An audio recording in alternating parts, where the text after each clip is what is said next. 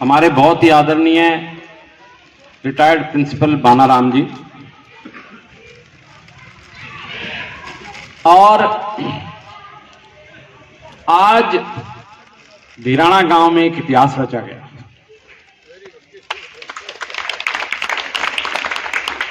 मेरी बात को याद रखना, डॉक्टर भारद्वाज ने चाहे कुछ भी किया है, कभी जिंदगी में ओछी बात नहीं करी। ना भिवानी में राजनीति करने के लिए आया और ना कभी गलत प्रकार की राजनीति की सोच भी कभी रखी मैंने। और किसी आमंत्रण का मैं मोहताज नहीं, 10 जगह बुलाएं शायद मेरे पास टाइम नहीं हो, लेकिन नेकीराम जी का नाम सुनते ही मेरे मन में इच्छा हुई कि इसमें मुझे जाना चाहिए। अपने प्यारे भाई रोशन जाट को मिलूंगा, विजय सैनी को मिलूंगा, परमानंद को मिलूंगा, मुजाल साहब के भी दर्शन हो गए, और भाइयों को मिलूंगा। और यादवेंद्र जी, कुछ बातें ऐसी हैं जो मुझे आज पता लगी। इतनी बार मैं तो 200 बार भिवानी में आया हूंगा, मुझे पता ही नहीं था पहले। सच्ची बात तो ये इतिहास कैसे रचा गया, ये आपके और कामरेड ओम प्रकाश के मिलान की वजह से ये इतिहास रचा गया। भिवानी में तो मैं देख रहा हूं 40 साल से। मैं 1979 में भिवानी में आया था, मोबाइल डिस्पेंसरी में काम करता था, तब भी मैं सारे गांवों में घूम गया हूंगा। उसके बाद रेगुलरली मैं 85 में आया था। मैं तो सर्जरी का डॉक्टर ऑपरेशन करने के लिए आया था। राजनीति तो मुझे रूंगे में मिल गई, भगवान ने लिख रखी थी, और ये मैं उसका शुक्रगुजार हूं। भिवानी के लोगों का भी शुक्रगुजार हूं, धीराना के लोगों का भी शुक्रगुजार हूं, हर हल्के के पूरे लोगों का शुक्रगुजार हूं कि मेरे जैसे आदमी को, जिससे किसी का दूर दूर का मतलब राजनीति से नहीं था, ना मेरे परिवार में कोई राजनीति का आदमी था, मुझे भी एक मौका मिला और उससे सोचने का भी और विचारने का भी, और ये दायरा बढ़ता है। और आदरणीय हमारे सुखदेव जी, जो कि दलित मंच के भी हैं और शहीद यादगार समिति बना रखी है। और ये अब मेरा जो दिमाग सोचता है, 2 बातें पहले मैं कह दूं, फिर बाद में मैं अपनी असली बात पे आऊंगा। ये इतिहास आज क्यों रचा गया?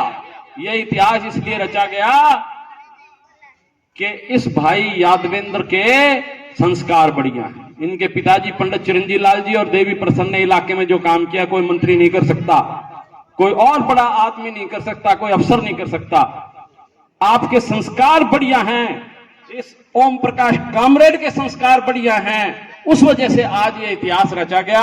और मेरी याद में 40 साल में किसी पंडित राम की जयंती नहीं मनाई गई, ये भिवानी में ही मनाई जाती थी। आज पहला मौका है जब धीराना गांव में पंडित नेकीराम जी की जयंती मनाई गई है। और आपके मुखारबिंद से यह बात भी आई कि वो प्रतिमा को हटाया गया था, और तब आपके मन में यह विचार आया कि अगर यहां पे नहीं मनाते तो इंतजाम सारे आप करेंगे। और आपने इनविटेशन दिया ओम प्रकाश कामरेड साहब को कि आओ मेरे गांव में, आप आओ। और आपने सारा पानी का, शरबत का, नाश्ते का, कुर्सियों का, टाट का सारा इंतजाम आपने किया। इसमें खर्चा भी लगता है, समय भी लगता है, और ये तभी हो पाता है जब नीयत अच्छी हो। तो ये आपकी कामरेड की और यादवेंद्र जी की नीयत बढ़िया थी, और स्वतंत्रता सेनानियों के प्रति आपके अंदर जो प्रेम था, उसकी वजह से ये सब कुछ हुआ। दूसरा, डॉक्टर साहू के बारे में एक बात करना चाहूंगा। भाई, मैं वो आपकी लैब का तो मैंने नाम सुना था, पर जितने जोश से आप यूं कर रहे थे, और ये जब आप भी उस टाइम में होते जब पंडित नेकीराम जी थे, 5-7 अंग्रेजों को आप भी लेके बैठते।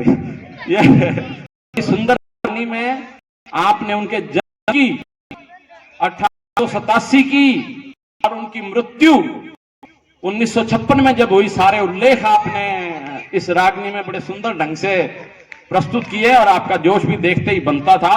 और यादवेंद्र जी ने जैसे बताया कि आप you are not a professional, तो ये भी एक ये आपका शौक है। बढ़िया बात है, बढ़िया टीम आपने तैयार कर रखी है। आपको भी और सारी टीम को बहुत बहुत बधाई।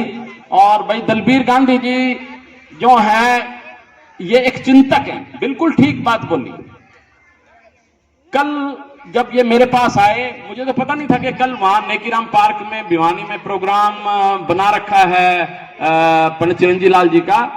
और बरबस मेरे मुंह से एक शब्द निकला कि गांधी जी देखो, नेकीराम के शहर में इतने बड़े घोटाले हो गए, नैतिक स्तर कितना गिर गया। और फिर कभी कभी रामविलास एक हैं, हम बैठ के चर्चा कर लेते हैं और थोड़ा अपना मन हल्का कर लेते हैं, और यही है। और इस दुनिया से किसी ने कुछ नहीं लेके जाना। और नेकीराम जी के बारे में एक दो बातें, अधिकतर बातें हमारे कामरेड ओम प्रकाश जी ने आपको बताई, गांधी जी ने बताई, और डॉक्टर साहब ने अपनी रागनी में, अगर आपने ध्यान से सुनी हो तो बड़े सुंदर ढंग से इन्होंने अपनी रागनी में चित्रण किया है। लजवाड़े के इतिहास का भी कर दिया और पंडित नेकीराम जी का भी कर दिया।